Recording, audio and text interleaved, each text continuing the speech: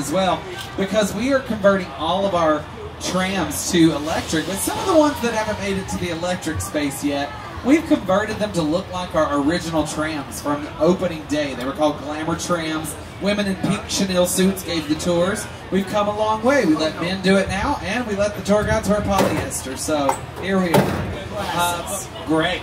We're headed out. I've introduced you to the driver, Eric. I've introduced you to myself, Kyle. There's one more person you need to know about. Jimmy Fallon. Oh, hey there. You made it. Welcome to the Universal Studio Tour. I'm Jimmy Fallon. I'll be making sure that you get through this experience in one piece. You've got the very best guide. Kyle. And the greatest driver. Eric. They're the best. I love them. Even though Kyle owes me $5. Good luck getting that back. I know you guys are excited to get on the tour, but first, a few safety rules. That's right, Jimmy. We do have some safety rules. First and foremost, if you need guest assistance or have a medical emergency, or if you drop something of value off the side of the tram or have any video or sound issues, reach up and grab the red E-cord that runs along the center of the ceiling of the tram, and we'll give that a tug, and I'll be back to assist you as soon as it's safe to do so. Otherwise, during the entire tour, please stay seated and keep your arms and legs inside the vehicle at all times. And remember to use the red cord above your head if you have any need of assistance.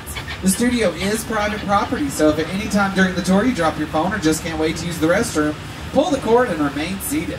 Be prepared, our tour today features loud noises, sudden tram movements, fire effects, and many water effects. You want to have your cameras out for great photo opportunities, but do keep an eye on them so they don't get wet. And for your safety and those around you, please don't use selfie sticks while on board, and please no smoking of any kind while on board.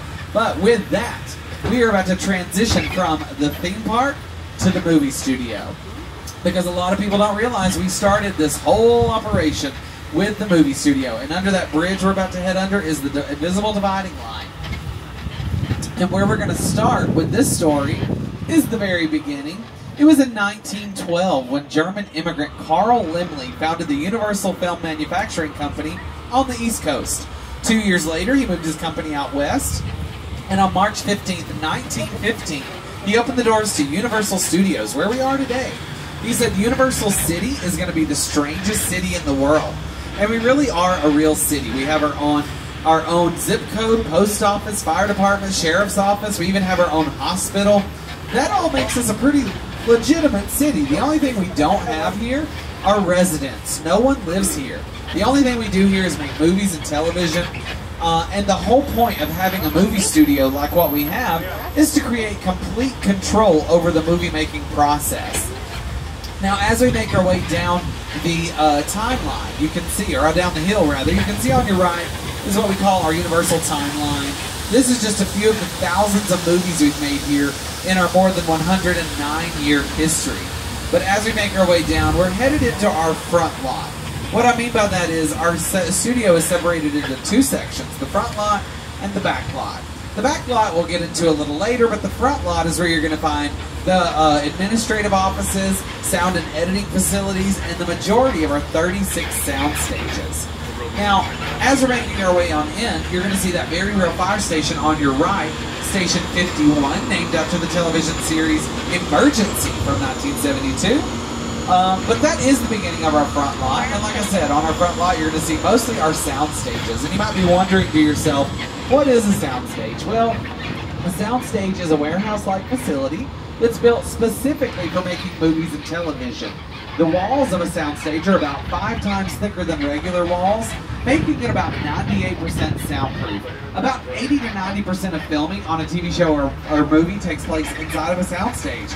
And most of what they do in a soundstage are interior shots. So if it takes place inside the house, inside the school, inside the hospital, it was probably filmed inside of a soundstage. But right over there, 14 that we just passed, that's our second oldest soundstage. That's where they filmed John Carpenter's The Thing. That's where they filmed Apollo 13. NASA and Mission Control was built right inside there. That's where the dinosaur sneezes on Lexi's face in Jurassic Park. Just to name a few, but right over here, 16 through 19, this is our TV sound stages. Some of your favorite shows in history have been filmed here. Take a look at your screen. Some of my favorites are The Jeffersons, One Day at a Time, Who's the Boss, The Facts of Life, Different Strokes, Sabrina the Teenage Witch. But we do use these to this day. If you've seen Never Have I Ever on Netflix, all 4 seasons filmed in Soundstage 17, right there to your right. We also have shows like The Good Place, Mr. Mayor, all both starring Ted Danson. Well, Ted Danson is coming back for another show that he's doing with Michael Schur, the creator of The Good Place, called A Classic Spy. They filmed at Stage 19 over here. Also at Stage 19, our latest Best Picture Oscar winner, Oppenheimer, filmed the Oval Office scenes inside Stage 19. So, they filmed right here. Right over there, though, is Ted, your first celebrity sighting of the day. He's very excited because he's got his own prequel series on Peacock, our streaming service right now. You've seen the 2 hit movies. Now you can see his origin story. But also, take a look at these bungalows.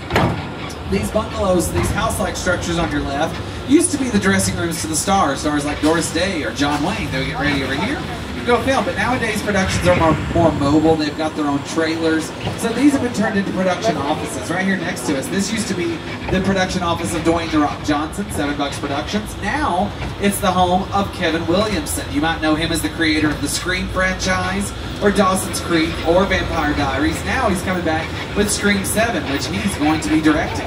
Right down this driveway, you'll see Mark Platt Productions. You see the Wicked bubble. He brought Wicked to the Broadway stage. Now he's bringing it to the silver screen in a 2-part movie coming this Thanksgiving. And finally, right here, 5195 on your left, that's the office of Alfred Hitchcock. That's where he spent the last 2 decades of his career making movies like Psycho, Vertigo, and The Birds. Now it's the home of the De Laurentiis Company. They brought us Hannibal Lecter in movies like Silence of the Lambs and the Hannibal TV series. And finally, right over here, these last 2 sound stages, 25 and 26, these are our newest on the front line. This is where Lopez versus Lopez, starring George Lopez and his real-life daughter, Maya Lopez, is filmed. But it's also where they are filming a show called St. Denis Medical.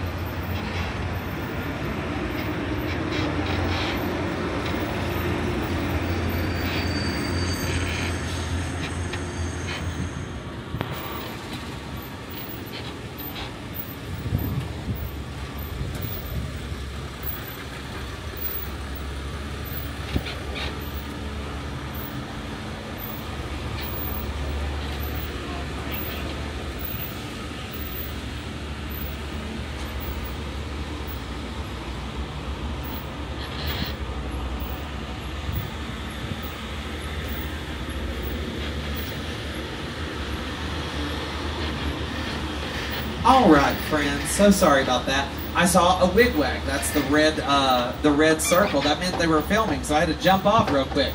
So, with that, welcome to the Metropolitan sets, everybody. These are our big city sets. This is where they film cities anywhere and everywhere. Now, all you do to make these cities come to life is you bring out the things that make that city unique. For instance, this is called Brownstone Street. You can see we got a little bit of park, we got a little bit of big city. But here's a big treat for you. We are going through a little Courthouse Square, a little town square in small town USA. But if you think about the fact that we might have gone 88 miles an hour to get here, you'll know where we are. We're in Back to the Future. Friends, welcome to the set of Back to the Future. Progress is this little lane. It's time to get you back to the future. Are you ready? 5 miles an hour, 6 miles an hour, 10 miles an hour, 8 miles an hour. See you in the future, my friend. All right. Well, now we're going to head out to the longest continuous set on our back lot. This is New York Street. Now, in real New York City, the streets are pretty straight, but here on the back lot, they're going to build streets that are curved because they're using your imagination to bring the city to life. For instance, if you see a street that curves to the left, you're going to imagine that it keeps on going, which you can see at the end when we get up here, it does not. But with that, this street is where you would find such films as Captain America: The First Avenger. This is where Steve Rogers gets the injection. This is where where he's running through the streets. This is also where the finale scene from Transformers takes place. If you love Chicago, or the Blues Brothers, this was Chicago, where the Pinto goes into the ditch in the road. Now, as you can see, we're reaching the end over here, and you can see that these streets don't keep going because they're only going to build what they see on camera. So, with that, we're going to head out of the concrete jungle and into the real jungle, and here is Peter Jackson to tell you about his work with Universal.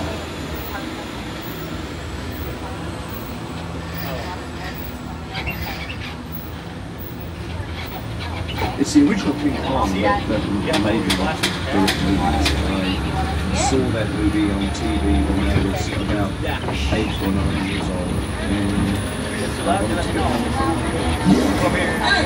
I like films that just take you away from your real life and sweep you up on the edge. Kong literally does that. I mean, you're on board the ship, you're sailing to a lost island, you're encountering monsters and creatures from, you know, prehistoric times. So I was thrilled when Universal invited me back to Sky Island, and it's great to have you along the ride. We have created this 3D immersive experience, so you're going to have your glasses ready. Don't put them on yet, just have them in your hand because we're about to return to Sky Island. As we head back to Skull Island, do keep an eye on all of your belongings. If you drop them in here, no one will be able to get out and get them for you. And keep your arms and legs inside the vehicle at all times.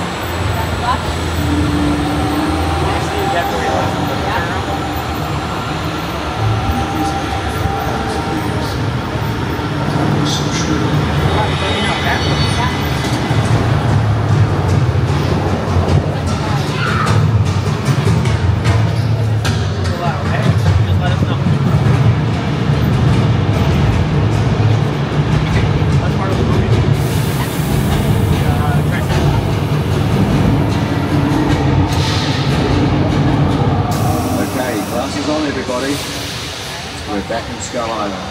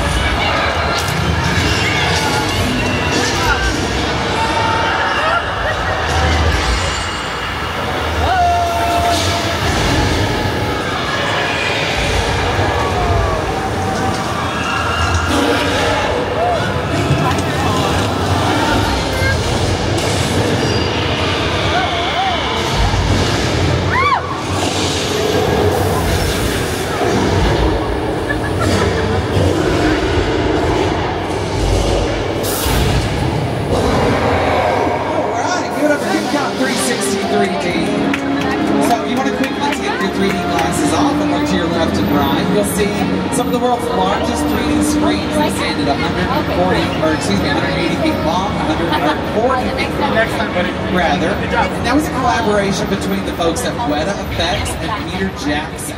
Now, you might not have ever heard of Weta Effects, but I bet you've seen their work. They worked on movies like Avatar, Avatar the Way of Water, The Jungle Book, The Lord of the Rings trilogy, The Hobbit trilogy, Wonder Woman 1984, just to name a few.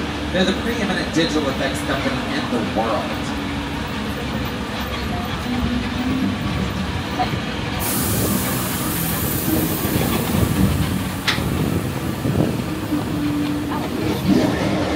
With the Project Studio Tour, the audience is in the middle of the environment. They're looking in all directions. There's creatures coming up and they're seeing planets on the side and T-Rexes on the other side. They're looking at a movie.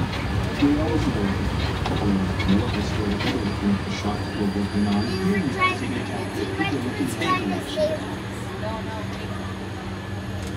Pretend to be Kyle. Hi, everybody. I'm Olivia. Well, we're going to head on back to do our 60th anniversary world famous studio tour. So you just did King Kong 360 3D. Pretty impressive, right? Oh, pretty impressive.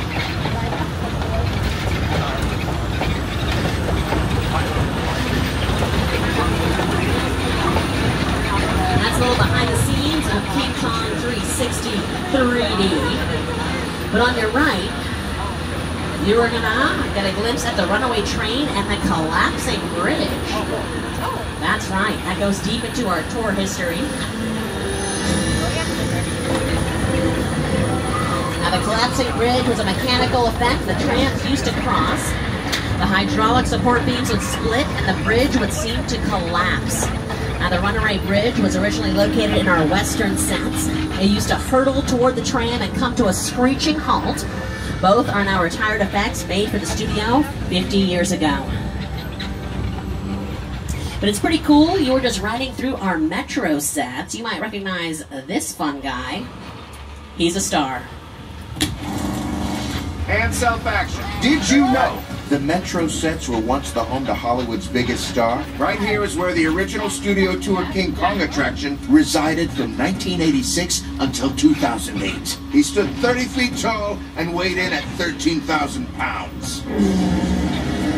Over the years, millions of guests got to meet King Kong face to face as he shook the tram. So close you could feel his hot banana breath. They were shaking our very tram, which we can also call a picture car. And we have some picture cars over to your right-hand side.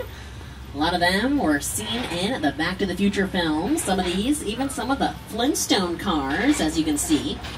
Here's some of the stars of Lopez versus Lopez, George and Mayan. The studio tour has changed over the years. Each generation has its favorite moments and memories, whether it's the rock slide or the ice tunnel. Yeah, really? Who didn't love the ice tunnel? Well, one thing that hasn't changed has been families sharing this one-of-a-kind behind-the-scenes adventure together. How about picture car? Oh, that would be great. There you go.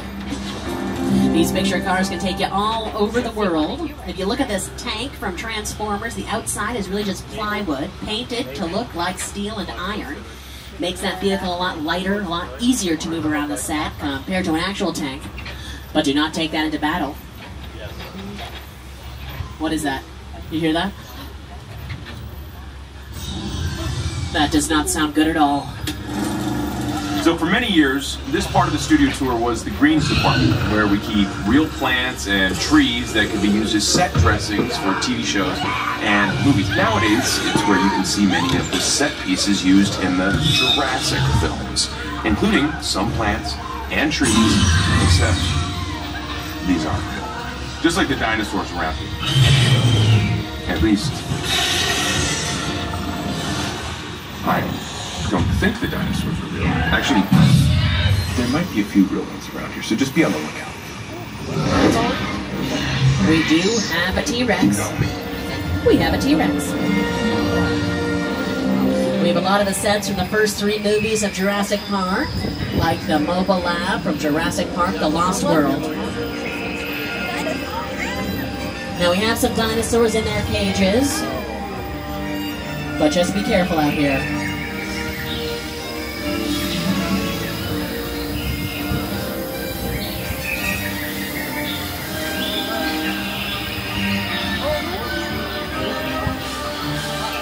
I'm excited to tell you that the new era of the franchise will begin on July 7th, 2004. Now we are exiting the Jurassic Forest. Now we just talked to Chris Pratt. But we're now heading into a classic attraction here on the back lot for the studio tour. Here to tell you about it is Today's Show co-host and weather anchor Al Roker.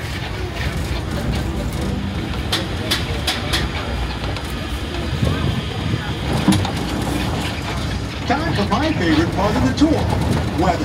When it comes to film and TV, it is truly a special effect. In fact, to demonstrate how weather effects are created, we debuted our first major attraction here on the studio tour way back in 1968.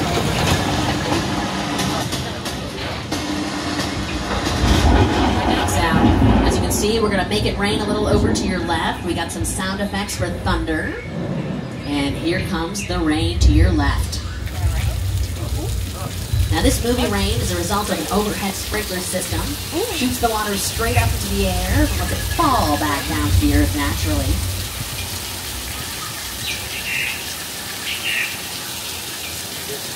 Now this is a mechanical practical effect, so it turns on and off immediately whenever I push the button. So as you can see, when I turn it off right now, the rain is off. It's not off. Hold on. Rain is off. Why is it turning off? What is that? Oh, would you look at that?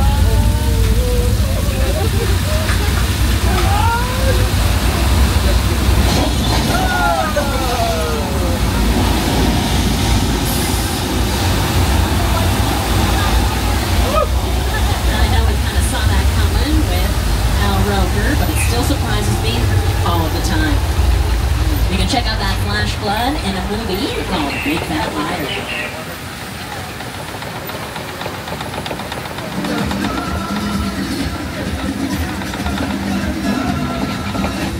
You can't outrun the wolf, kid! Yeah, what do you about that?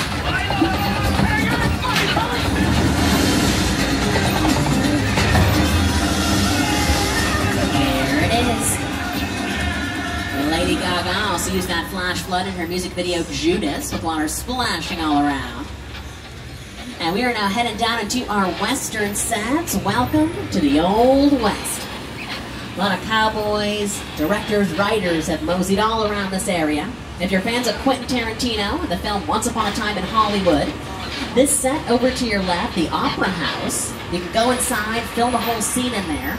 We had Leonardo DiCaprio right here on the porch with actress Julia Butters. They were discussing his acting career in the movie Once Upon a Time in Hollywood. Steven Spielberg also took over this area for Amistad and The Color Purple. And of course these classic cowboys made this whole area come to life. Like the Duke John Wayne, Jimmy Stewart, Clint Eastwood, Kirk Douglas, Robert Redford, just to name a few. We call this area 6 Points because it used to branch out into 6 different streets, and back in the silent film era, we could film 6 movies at the same time because we weren't recording sound. Now all that has changed because we have people talking in movies, we have lots of sound effects. But as you take a look over to your left, this is a body of water we call the Hollywood Ocean. Now here in 1974, for the studio tour, we added the parting of the Red Sea to the studio tour, inspired by the classic film The Ten Commandments, which was a Paramount picture. The star of the movie, Charlton Heston, made an appearance to part the waters for the guests. Anyone remember that one? Oh yeah. The glamour tram seemed to drive right through the lake and give everyone on board a sea-level view. There have also been exploding water mines, torpedoes, and prop submarines as part of the action in the lake. Now we're currently celebrating our 70th anniversary for The Creature from the Black Lagoon. That's right, part of our monster movies.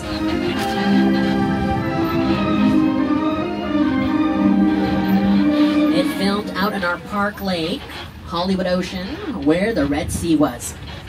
But go even back farther than 70 years, we're going to enter our Little Europe sets, where our classic monster movies really came to life back in the 1930s and 40s.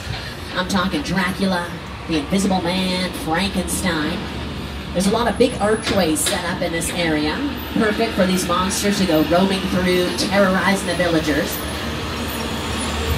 This area might look familiar as well. For the hit show The Good Place, this is the afterlife. We have some of the sets still set up, like the all chocolate everything store. Ooh, the yogurt shop is still set up as well. Have some chairs there, ready for a very interesting flavor of yogurt. You, Eleanor Shasta, are dead. This location, the afterlife, come on. I have never ever seen this. You're in the good place. I'm not supposed to be here. I can't risk going to the bad place. Maybe it's not all that bad. How can I help you? What is the bad place like? Well, it doesn't sound awesome.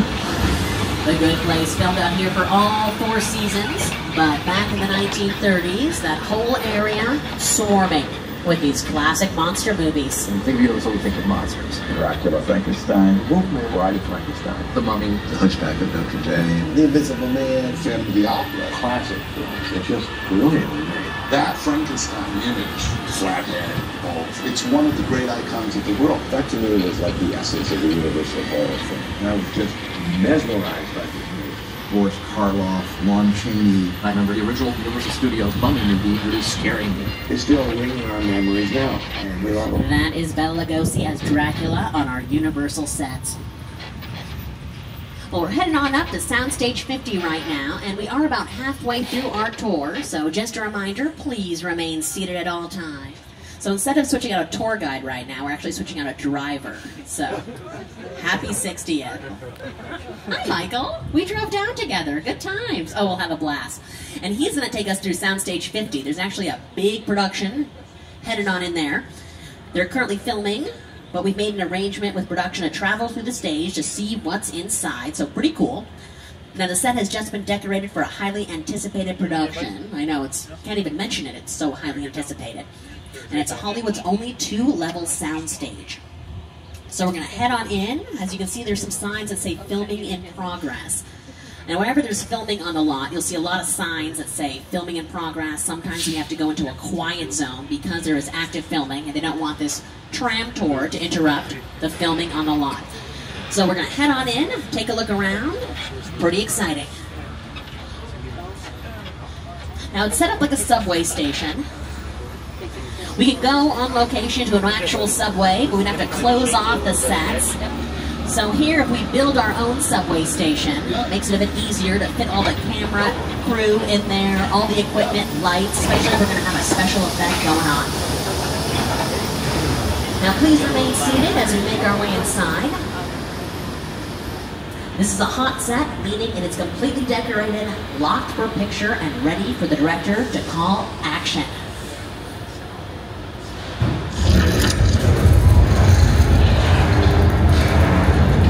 Look at that. Hang tight, everybody.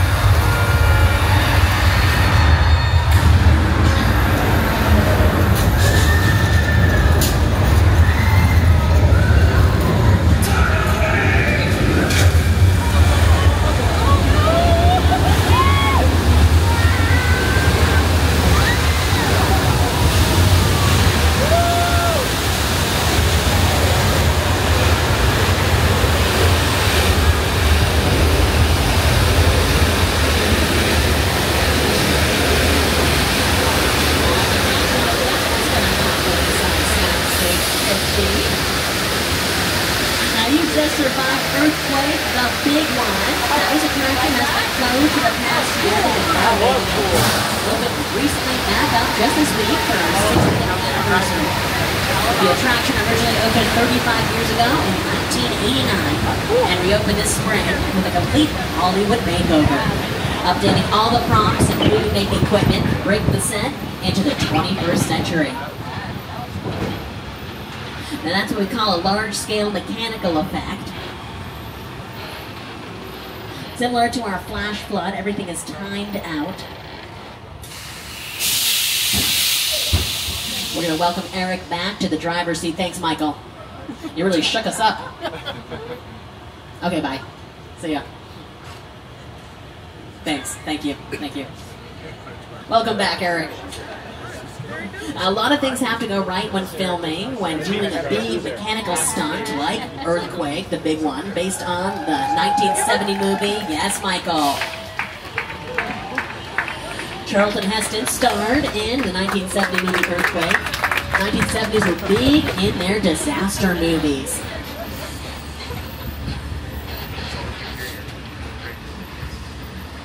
Now, a movie that wasn't necessarily a disaster, but kind of became a disaster while filming, and is known for it being a big disaster, but a huge success in the end, is Jaws, directed by Steven Spielberg.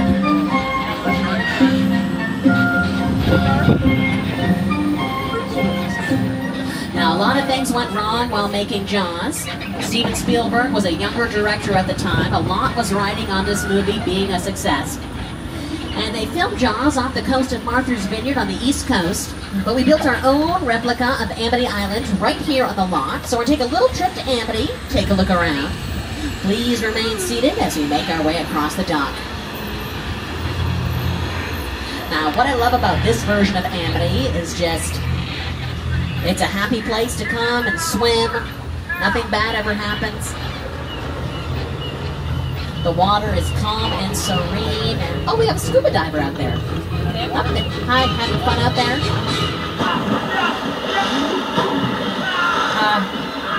You're having fun, right? Oh my. You know what? I'm sure they saw something really cool down in the water. They took a big dive down there. They're fine. We're going to continue on with our tour. I think something's in the water. Oh yeah, something is pulling that pier to your right. There is definitely something in the water.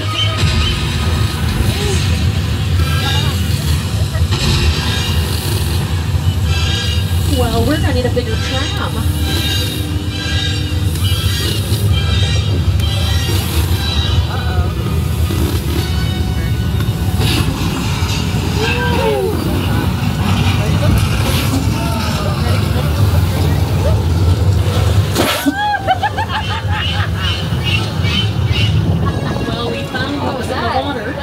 A replica of the mechanical shark used in Jaws. Things kept going wrong while making Jaws. The mechanical shark, the Star, caused a whole lot of problems. It sank to the bottom of the Atlantic Ocean the very first day of shooting. That caused the production to go 100 days over schedule, tripled the film's budget. This film was almost a complete disaster.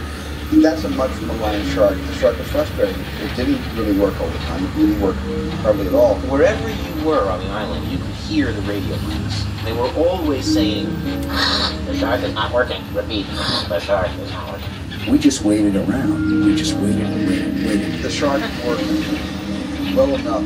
For a while there, I had the biggest of all time. So I really owe the shark a lot. Now, the real hero of the film Jaws was editor Verna Fields, who was able to piece together all the salvageable footage of the shark working. She went on to win Best Editor at the Academy Awards for Jaws, and Jaws turned into the first ever big summer blockbuster back in 1975. Now, this attraction here on the lot has been here for quite a bit. Very soon after Jaws came out back in 1975, Steven Spielberg had a big part in making it happen. And Amity Island is a nice little harbor town, residential area. And we built our own residential area out in this portion of our back lot. We have our chicken ranch to your right. Episodes of Murder, She Wrote, Quantum Leap that filmed there. And we even built a whole neighborhood for filming. You saw a few neighborhoods already, like our big city sets, our Courthouse Square. But we have our Colonial Street to your left. It's also where we filmed Desperate Housewives. That is Wisteria Lane over to your left-hand side. All these houses are big, open, practical sets. We can go inside, film a whole scene. Our Colonial Street. It's also where they filmed the show Ted. It was Framingham, Massachusetts. But to your left, you'll see these signs. It says Lion Estates. You may remember that the Lion Estates was where Marty McFly lived in the Back to the Future trilogy. Live in the home of tomorrow, today. Now, those signs are replicas of the original props made for the 30th anniversary of that film. And the neighborhood set we had, well, a lot of famous people have lived out there. Tom Hanks lived there in the Burbs. Christina Ricci moved there in Casper. Nelly filmed his music video. Hi, Nelly. And of course, those housewives.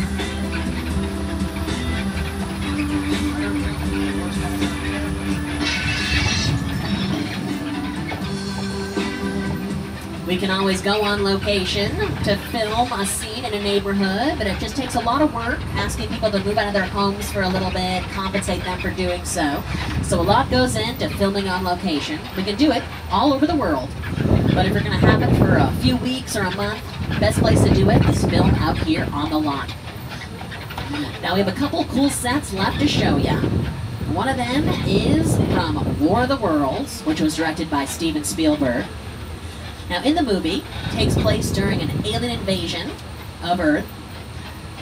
And in the middle of this 2.5-hour movie, cut it up into 4 big pieces, rip the roof off of the airplane, make it look like this plane fell apart in the sky during this alien invasion. And they wanted the roof ripped off because that was part of the mystery of the movie. Where did these passengers go? It's empty. They wanted to see those empty plane passenger seats.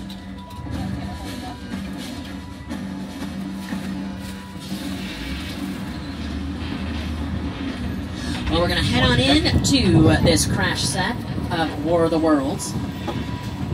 Large-scale sets like this have been on this part of the studio tour for several decades. Before production built this plane crash set, this area was Site B for the Lost World Jurassic Park. Prior to that, it served as a whimsical Whoville for How the Grinch Stole Christmas.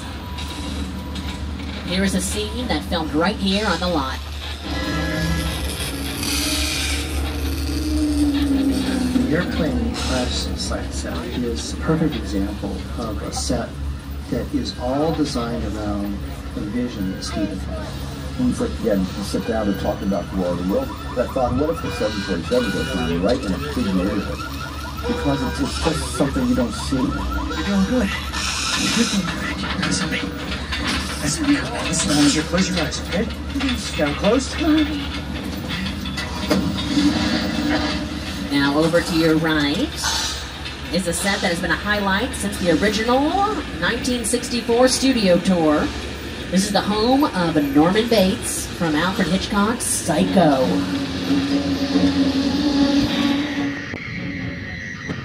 Psycho came out in 1960, stars Anthony Perkins, Janet Leigh.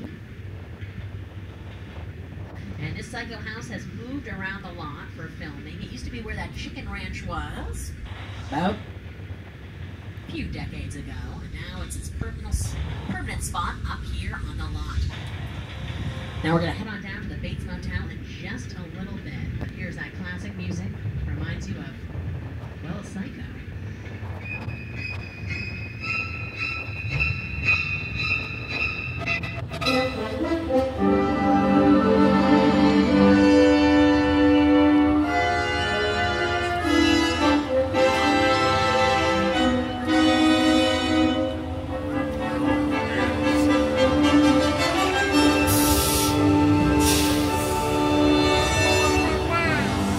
We are celebrating our 60th anniversary. The Hollywood sign has been commemorating its centennial year. It's been up on those Hollywood hills for 100 years.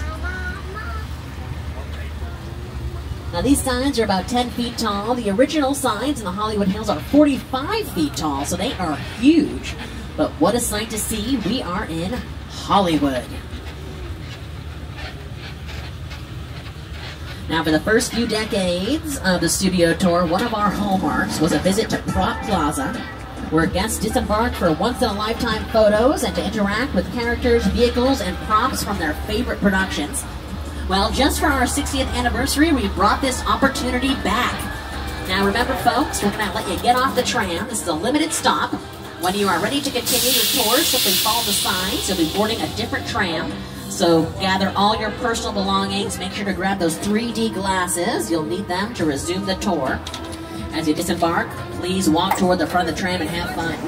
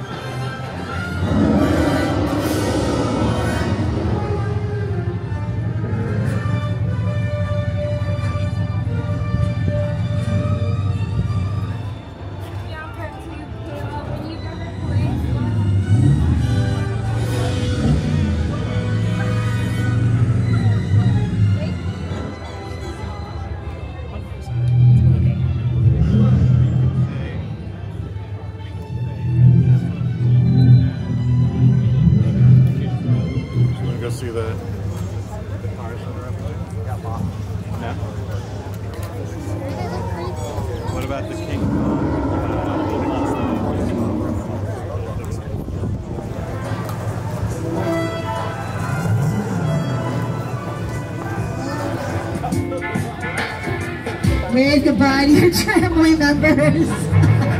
Hi. There's a Marty McFly. You look awesome, dude. I love that costume. Fantastic. Reppin' by Bruce. Looking so good.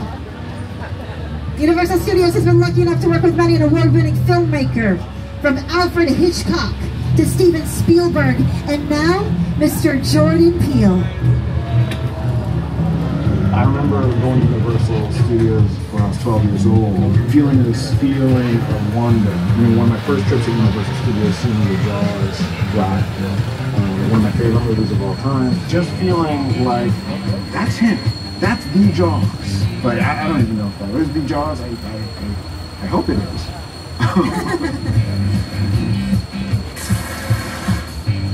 Sharing a space with Hitchcock and Spielberg, I couldn't be more proud.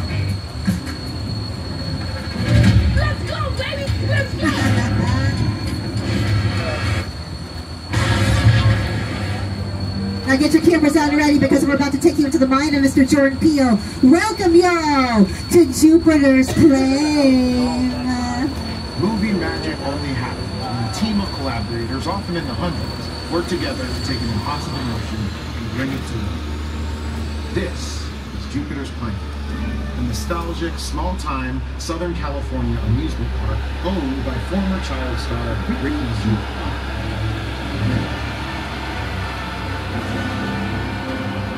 Over there, look into the winking room and have your picture taken just like the kids in that old 90s movie Kid Show. That's what this whole place is loosely based on. Remember that one? No? Well, I will. A little further down, you can see the brand new Star Lasso experience. Built to showcase an unbelievable new live show. Oh, it's not looking so live anymore. Anyway, behind this Hollywood fantasy of a gold rush frontier town lies a sinister secret.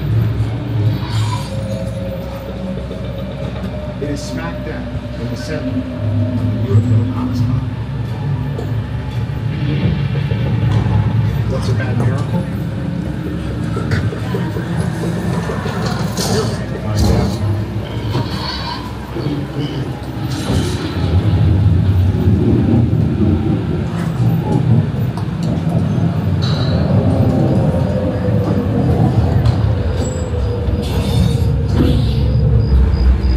Welcome to the world of no.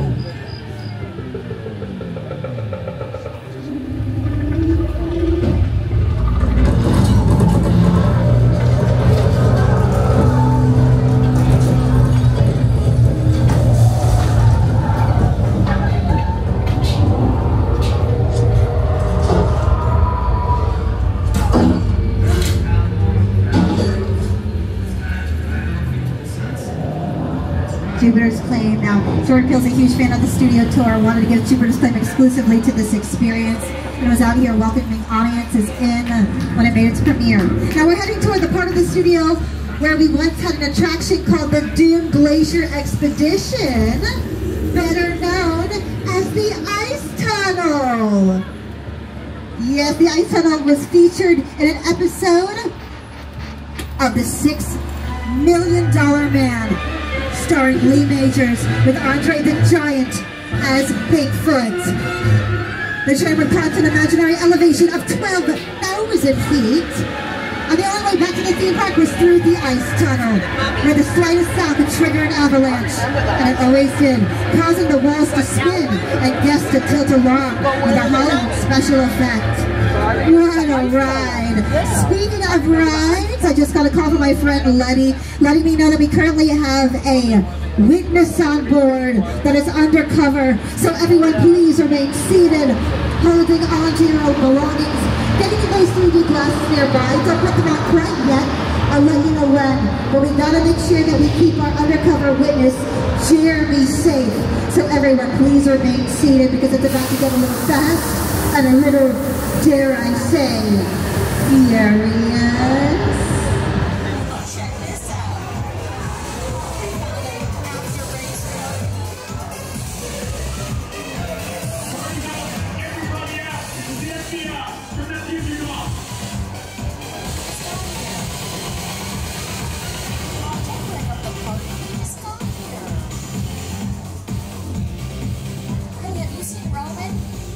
This is what we're doing. This is the race day after party, and the what other? Roman Pierce, FBI, don't move. Him? That's right, party's over. You know how long I took to iron this shirt, man? I'm not. You're under arrest right now. Hey, let's back up a little bit. I got it. It's lightweight. First of all, I don't work for you. Oh, really? Well, tell me, Roman, who do you work for? We don't work for nobody. I suggest you clear out of here, otherwise we can't guarantee your safety. Guarantee my safety? I'm the one holding the gun. Yeah, but mine's a whole lot bigger than yours. I'll just escort this novice out. Let's go, Cookie Puss. You got an ugly suit on, man. It's cheap. Somebody out there really pissed off Shaw. It's gonna get ugly fast. Yeah, don't worry. Lucky for you, our whole family will protect you. Are you kidding me, Roman? You didn't shut off your phone, bro? I gotta call you back. I'm in the middle of something. See what I'm talking about? Call you back. Man. It was on vibrate. Sure traced us. House can't hold him forever. Letty, Roman, we're up. Driver, move that vehicle. It's about to get real interesting. My Mona Lisa's all warmed up right next door. Roman, grab your truck. I need you and Letty ready to roll.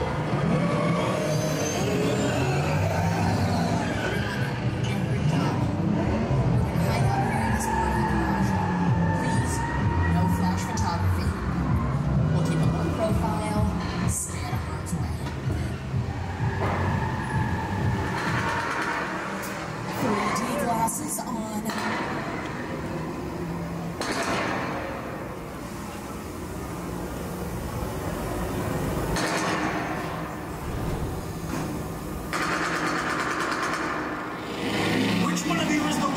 Speak now or you all get fried! This is our turn. After them!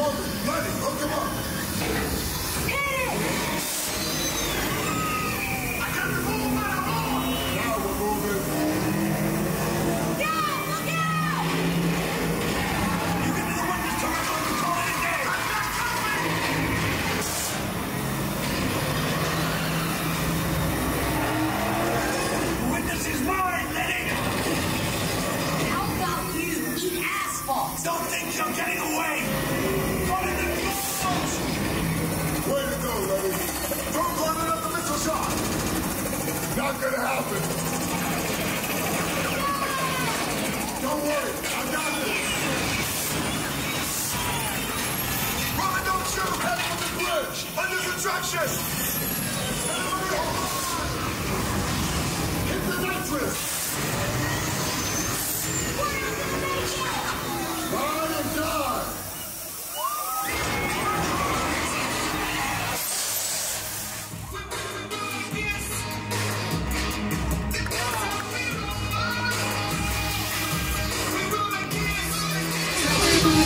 is Jurassic Park. One more time. Over the past 6 decades, the studio tour has taken guests on an amazing behind-the-scenes look at a movie studio in a way that only Universal can. I hope that you've had a great time today, and on behalf of everyone at NBC Universal, thank you for joining us to celebrate our Diamond Anniversary. Here's to another 60 years. Thank you for celebrating 60 years of the studio tour with us. Our 60th anniversary is special to us because the studio tour is where it all began, our universal destinations and experiences. Growing from 2 glamour trams, traveling around the studio lot in the summer of 1964, we have developed into so much more, including 7 parks, entertaining millions of guests every year. And the upcoming Universal Epic Universe, opening in 2025. Yeah! I'd also like to acknowledge all the studio tour ambassadors, drivers, studio guides throughout our history who have helped make the studio tour world famous. From our first 4 guides and drivers to the hundreds of team members who support the tour today, we thank you. So on the count of 3, I want to hear a big old cheer. 1, 2, 3. Woo! Speaking of thanks to our past members, thank you for being with us today. If you're not a past member, head to the Universal box office to see how you can upgrade to an annual pass so that you can come back and see your tramway again and again. Make sure you've downloaded the Universal Studios Hollywood app. That's where you'll find information including today's park hours, wait times for your favorite rides, mobile food ordering, and more. To purchase any of the NBC Universal movies and TV shows you've seen on the tour, visit www.uphe.com or ask any of our retail stores. Now on the count of 3, can I get a big old thank you, Anthony? 1, 2, 3. Thank you, Anthony. Thank you, Anthony, for keeping us safe. And on behalf of Anthony, myself, Regina, your tour guide, and everyone here at Universal Studios Hollywood, we hope you've enjoyed this exclusive behind-the-scenes experience that's been 60 years in the making. As we say here in Hollywood, that's a wrap. Thank you. Happy 60th! Woohoo! As we disembark the tram, my family, watch your step. Return your 3D.